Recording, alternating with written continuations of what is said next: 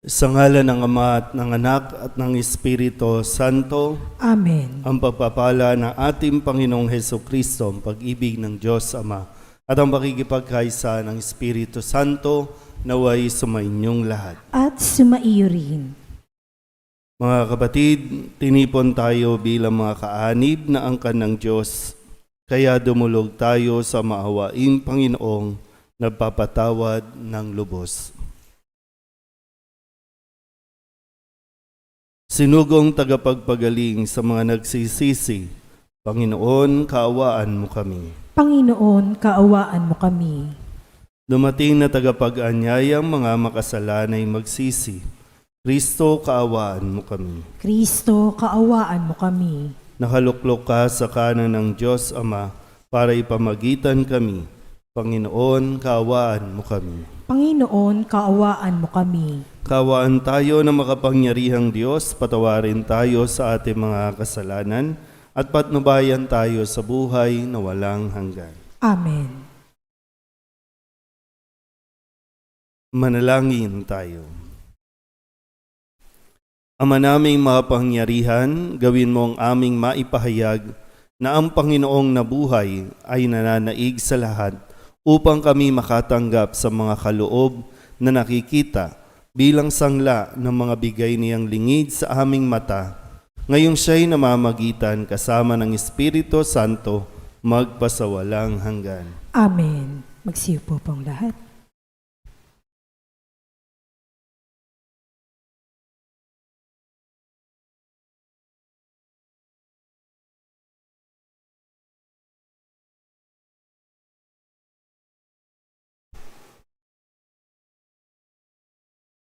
Pagbasa mula sa mga gawa ng mga apostol.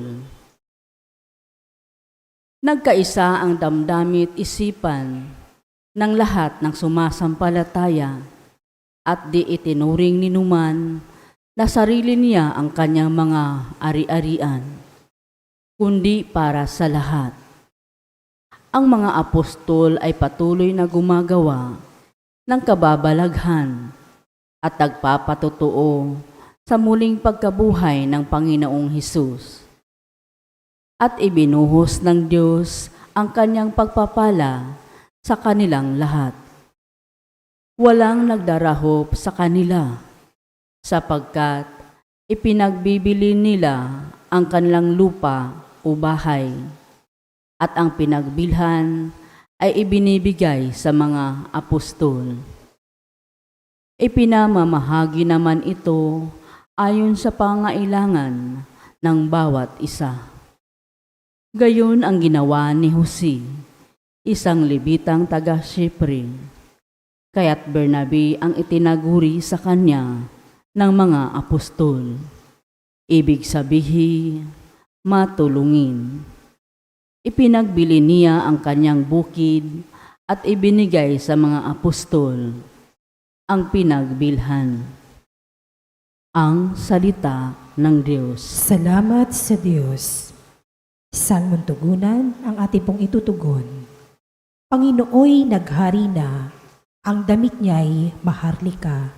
Ulitin po natin. Panginooy naghari na, ang damit niya'y maharlika. Panginooy naghahari na ang suot sa katawan ay damit na maharlika at batbat ng kalakasan. Tugon. Panginooy naghari na, ang damit niya'y maharlika. Ang sandigan ng daigdig, matatag ang pinatungan. Kahit ano ang gawin, pa'y hindi ito magagalaw. Ang trono mo ay matatag, simula pa noong una. Bago pa ang ano paman, likas ikaw naroon na. Tugon.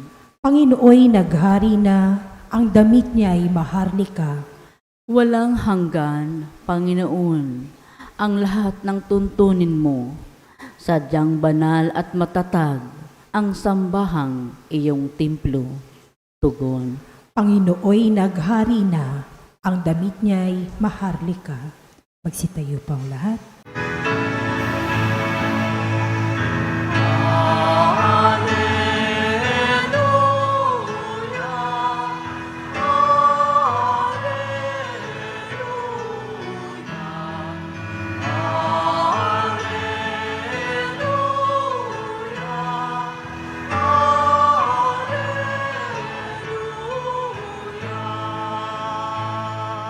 Sumainyo ang Panginoon. At sumaiyo rin. Ang mabuting balita ng Panginoon ayon kay San Juan. Papuri sa iyo, Panginoon.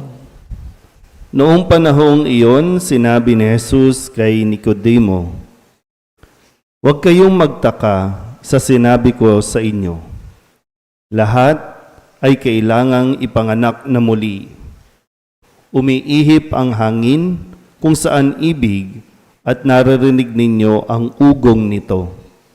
Ngunit hindi ninyo alam kung saan nanggagaling at kung saan naparoroon. Gayun din ang bawat ipinanganak sa Espiritu."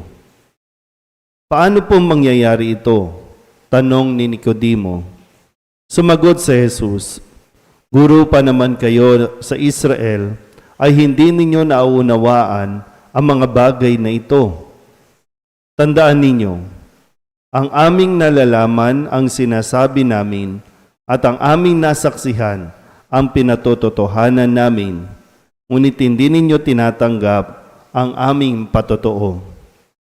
Kung hindi ninyo pinaniniwalaan ang sinasabi ko tungkol sa mga bagay sa sanlibutan ito, paano ninyo paniniwalaan kung ang sabihin ko'y tungkol sa mga bagay sa langit? Walang umakyat sa langit, kundi ang bumaba mula sa langit, ang anak ng tao.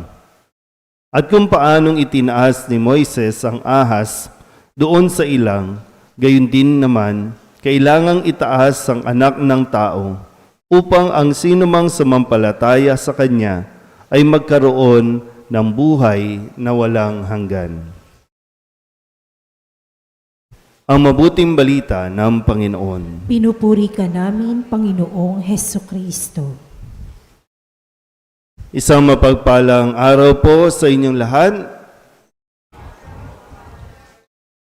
Minsan naririnig natin ang marketing strategy ng mga nag-aalok, no? Yung mga nag-aalok ng bahay, ng lupa, o ng kung ano-ano mga ibinebenta. No? Lalo na kapag yung sa mga call center, no, pagtatawag sa iyo.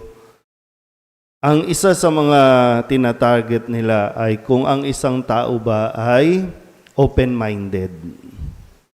Pag ang isang tao open-minded, okay itong makausap. Ibig sabihin, mayroon pang space sa kanya na makikipag-dialogue ito. Kasi kung hindi, ay wala, tapos agad ang usapan. Isa siguro si Nicodemo sa mga Pariseo na sabihin nating open-minded. Bagamat nahirapan si Nicodemo na sumang-ayon kay Jesus, pero nandoon sa kanya kahit papano yung puwang para makipag-usap kay Jesus. Dahil alam naman natin, no, very notorious sa mga Pariseo o ang mga Pariseo, mga saserdote, pagdating sa sinasabi, ginagawa ni Jesus. Pero itong si Nicodemo ay kahit papano, binuksan niya ang kanyang isipan, ang kanyang sarili para makausap si Jesus. Sabi nga po, no, sa isang gospel account, si Nicodemo ang nagsadya kay Jesus isang gabi. Diba po, no? Isang gabi para, kasi kumbaga nalilito din si Nicodemo dahil nga sa kanya isa sa mga guro. No? Ibig sabihin, mayroong mga sumusunod sa kanya, may mga nakikinig sa kanya. Pero nang dumating si Jesus, medyo na-confuse o nagkaroon ng kalituhan sa kanyang itinuturo o sa kanyang nalalaman. Kaya sino ba itong si Jesus na nakagagawa ng mga nasaksihan din ni Nicodemo? Pero ito nga po, no, na nagkaroon ng pagkakataon para linawin ni Nicodemo kung ano ang mga bagay na kailangan niyang maintindihan. At ito marahil ang kailangan din natin sa panahon ngayon. No? So kung ano man ang ating pong kalagayan sa buhay, ay wag natin isara ang ating mga pagkatao, ang ating isipan para kausapin ang Diyos.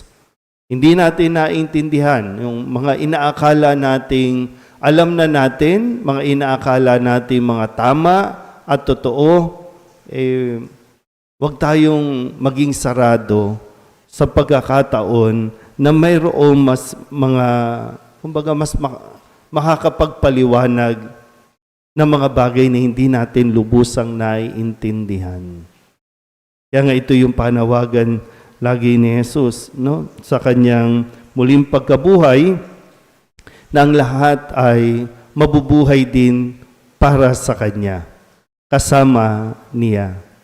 At ang isang katibayan ng isang taong nabuhay na muli, kumbaga nagkaroon ng pagbabago sa kanyang buhay dahil nakita niya si Kristo at nakita niya kung ano ang ginawa ni Kristo para sa kanya, nagkakaroon ng pagbabago.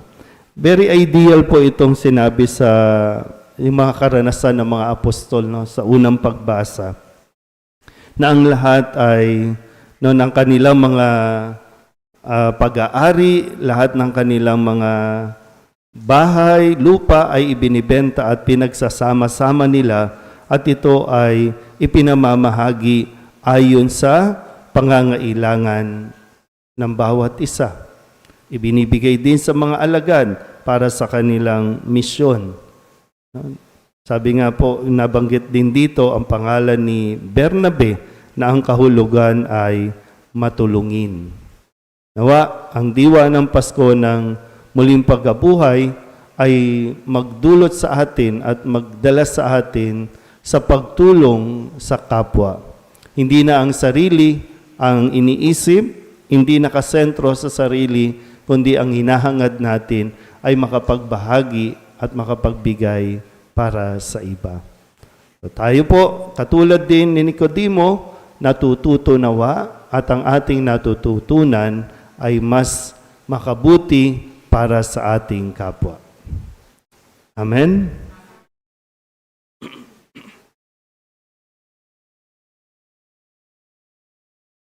Manalangin tayo sa Diyos Ama na sa pamamagitan ng Kanyang Espiritu ay muling nabuhay si Kristo at siya ring magbibigay ng buhay sa ating mga mortal na katawan.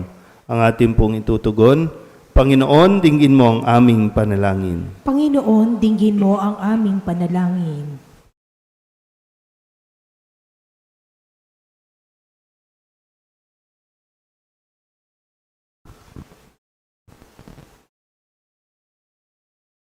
Ang mga ginawaran ng katungkulan, naway pukawin ng Espiritu sa pagtupad ng kanilang pamumuno ayon sa diwa ng pag-ibig at paglilingkod. Manalangin tayo sa Panginoon. Panginoon, dinggin mo ang aming panalangin. Atin nawang patuloy na panibaguhin sa Espiritu ang ating mga sarili at lumago tungo sa kaganapan ng pag-ibig ni Kristo. Manalangin tayo sa Panginoon. Panginoon, dinggin mo ang aming panalangin. Sa lahat ng nakikiisa sa pagdiriwang ng Eukaristiyang ito, naway matulungan natin ang isa't isa ng may pag-ibig na nagpapahayag sa Santatlo. Manalangin tayo sa Panginoon. Panginoon, dinggin mo ang aming panalangin. Ang mga may sakit, naway maipagamot at mabigyan ng lunas sa pamamagitan ng kabutihang loob ng kanilang pamilya at mga kaibigan. Manalangin tayo sa Panginoon. Panginoon, dinggin mo ang aming panalangin. Ang mga namayapa, naway magdiwang sa maluwalhating muling pagkabuhay ni Kristo. Manalangin tayo sa Panginoon. Panginoon, dinggin mo ang aming panalangin. Idulog din natin sa Panginoon ang ating mga personal na kahilingan at mga panalangin para sa ating mga pamilya, kasama ang mga kahilingan ng mga nanonood sa online, lahat ng mga misang pasasalamat, espesyal na intensyon at mga kaluluwa na hinihiling na ipagdasal sa misang ito.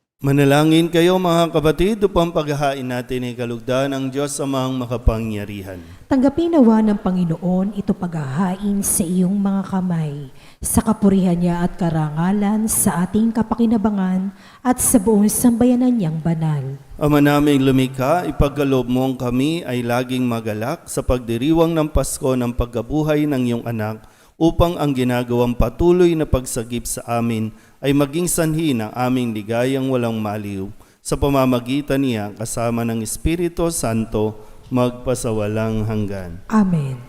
Sumainyo ang Panginoon. At sumaiyo rin, Itaas sa Diyos ang inyong puso at diwa. itinaas na namin sa Panginoon. Pasalamatan natin ang Panginoong ating Diyos. Marapat na siya ay pasalamatan. Ama naming makapangyarihan, tunay ngang marapat na ikaw ay aming pasalamatan. Ngayong ipinagdiriwang ang paghahain ng Mesiyas, ang maamong tupa na tumubos sa aming lahat, sa paghahain ng sariling buhay at sa pagkabuhay ng anak mong mahal, nabuksang ganap ang iyong tahanan at kaming pinaghaharian mo'y naging kasambahay. Sa pagkamatay niya sa krus, nalupig ang kamatayan. Sa kanyang pagkabuhay, naging buhay siya ng tanan. Kaya kaysa ng mga anghel na nagsisiawit ng papuri sa iyo, nang walang humpay sa kalangitan, kami nagbubunyi sa iyong kadakilaan.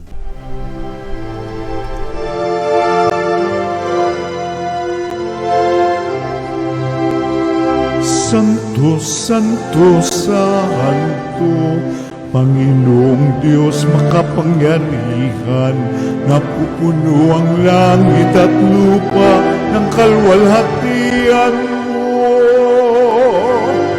Hosana sa kaitaasan,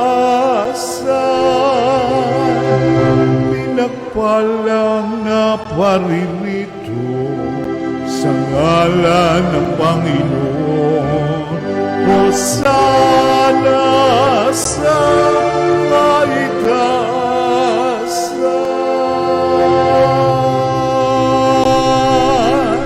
Ama naming banal, ikaw ang bukal ng tanang kabanalan, kaya't sa pamamagitan ng iyong Espiritu, gawin mong banal ang mga kaloob na ito upang para sa aming maging katawan at dugo ng aming Panginoong Heso Kristo. Bago niya pinagtiis ang kusang loob na maging handog, inawakan niya ang tinapay, pinasalamatan kaniya, pinaghati-hati niya iyon, iniabot sa kanyang mga alagad at sinabi, tanggapin ninyong lahat ito at kanin, ito ang aking katawan na ihahandog para sa inyo.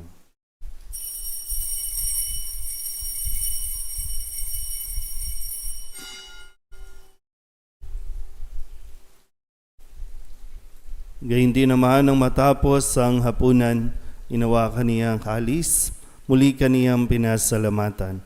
Iniabot niya ang kalis sa kanyang mga alagad at sinabi, tanggapin ninyong lahat ito at inumin. Ito ang kalis ng aking dugo, ng bago at walang hanggan tipan. Ang aking dugo na ibubuhos para sa inyo at para sa lahat sa ikapagpapatawad ng mga kasalanan. Gawin ninyo ito sa pag-alaala sa akin.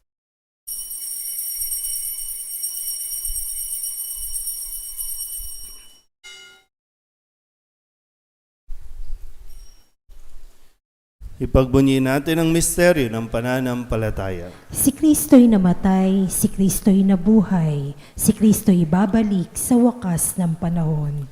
Ama, ginagawa namin ngayon ang pag-alaala sa pagkamatay at muling pagkabuhay ng iyong anak, kaya tiniaalay namin sa iyo ang tinapay na nagbibigay buhay at ang kalis na nagkakaloob ng kaligtasan. Kami napapasalamat dahil kami iyong minarapat na tumayo sa harap mo para maglingkod sa iyo.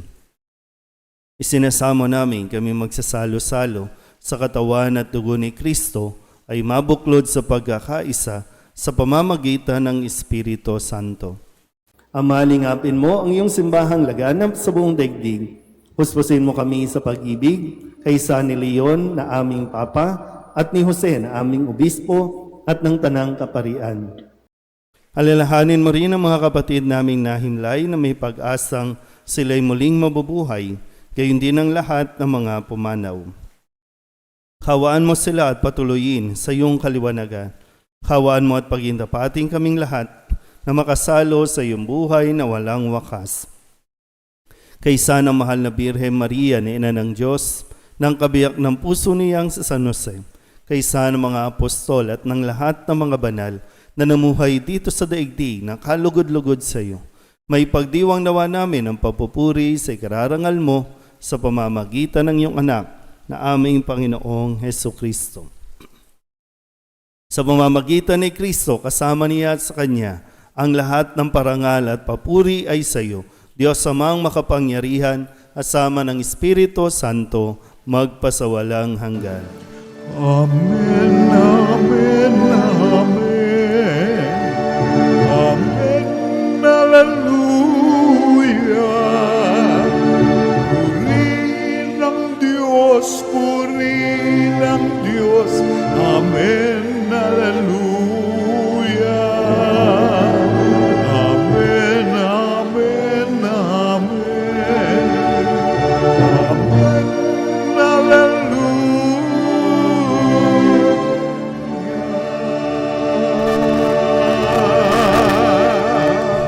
Sa tagubilin naman nakagagaling na utos sa turo ni Jesus sa Panginoon natin at Diyos, ipahayag natin ng lakas loob.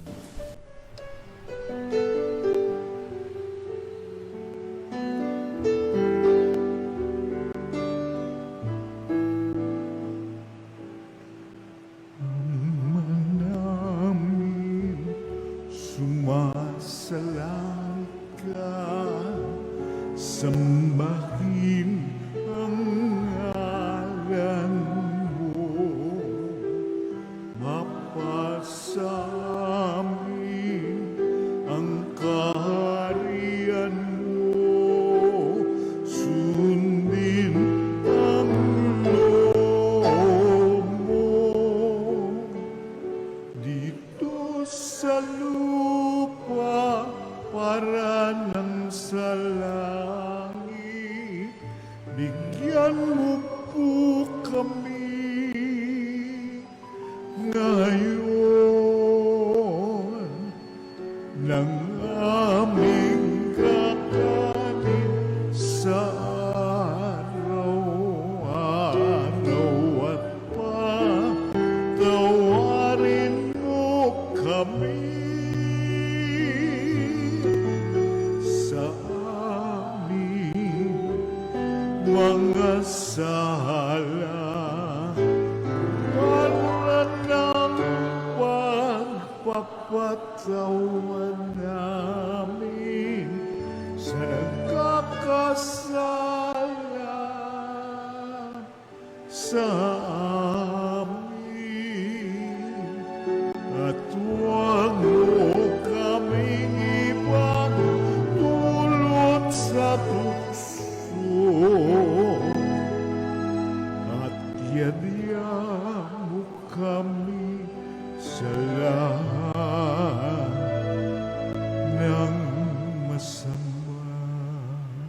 Hinihiling namin kami iadya sa lahat ng masama, pagkalooban ng kapayapaan araw-araw, iligtas sa kasalanan at ilayo sa lahat ng kapahamakan, samantalang aming pinananabikan ang dakilang araw ng pagpapahayag ng tagapagligtas naming si Heso Kristo. Sapagkat iyo ang kaharian at ang kapangyarihan at ang kapurihan magpakailanman. Amen. Panginoong Heso Kristo, sinabi mo sa iyong mga apostol, kapayapaan ang iniiwan ko sa inyo, ang aking kapayapaan ang binibigay ko sa inyo. Tunghayan mo ang aming pananampalataya at huwag ang aming mga pagkakasala. Pagkalooban mo kami ng kapayapaan at pagkakaisa ayon sa iyong kalooban, asama ng Espiritu Santo, magpasawalang hanggan. Amen. Ang kapayapaan ng Panginoon ay laging sumainyo. At sumaiyo rin. Magbigayan po tayo ng kapayapaan sa isa't isa.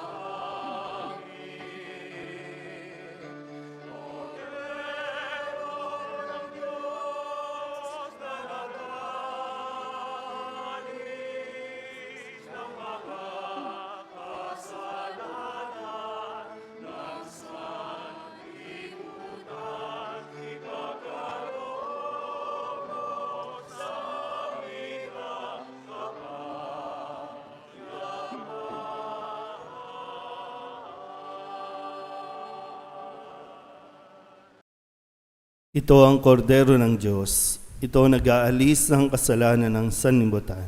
Mapalad ang mga inaanyayahan sa kanyang piging. Panginoon, hindi ako karapat-dapat na magpatuloy sa iyo, ngunit sa isang salita mo lamang ay gagaling na ako. Katawan ni Kristo. Amen.